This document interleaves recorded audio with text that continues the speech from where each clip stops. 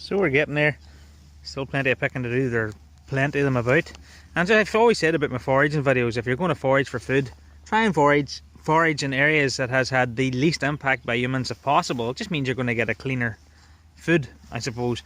I'm actually again on a wee country road here, and I'm actually inside the field collecting them, because not only is it safer than out in the road, it's a wee bit cleaner from the cars and things.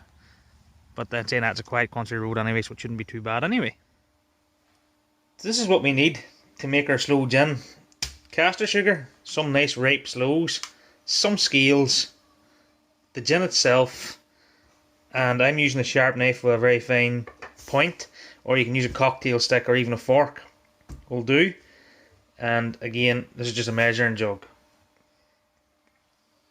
So you need to get about 500 grams of nice ripe sloes, and you'll need 1 litre of gin. I've actually poured my gin into this here because I'm actually going to use these 2 vessels, because this will make about 1.5 litres roughly of Sloe Gin. So I'm going to split it between these 2 vessels, but if you have a bigger vessel to put it all into one, like a big jar, that'll be a lot better. And the other thing you need is caster sugar. Again, for 500 grams of Sloes, you can either use 250 grams of caster sugar, or you can use right up into about 500 grams of caster sugar. Now, since I have a sweet tooth, I'm going to use about 450 grams of caster sugar. And once I get my Sloes washed here now, I'll split the right ratios into both of these bottles for storage. So I'll get washing right now. That's the berries in, so I'll just give them a nice wee quick wash. I'll take out the leaves and make sure there's no wee stems left in the berries. And then I'll put them out onto a nice clean tea towel and pat them dry. So that's them all patted dry, and I've pulled out whatever bad sloes there is and leaves and some of the stems that were still left on them. And these are now ready to be pricked. So all I do now with your sharp object is just put a wee prick into every berry and drop it into your vessel. This is quite the tedious part of the whole process, is getting them all pricked.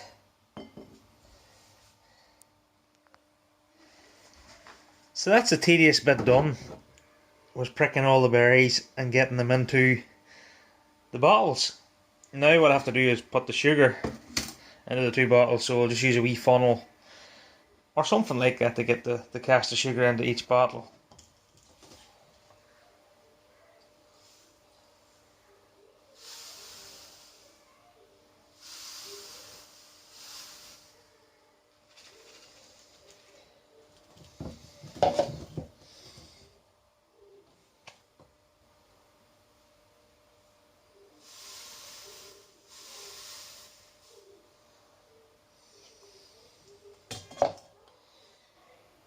Now with that there done, our last ingredient is now obviously the gin. So now we'll pour in the gin.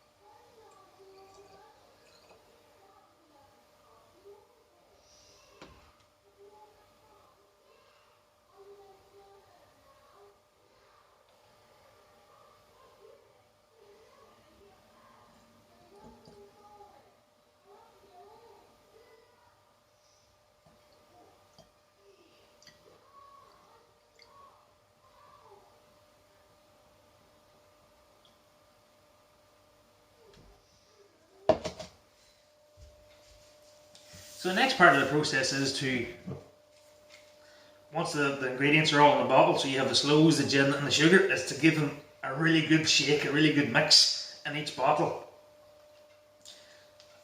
A really good vigorous shake for both bottles to make sure all the ingredients mix. And I'll do that once a day for the next 7 days. And then what I'll do is I'll store them away in a nice dark cupboard out in the utility room. You want to store them away somewhere dark and let them sit there for 2 to 3 months. And after 2 to 3 months they should be ready for drinking.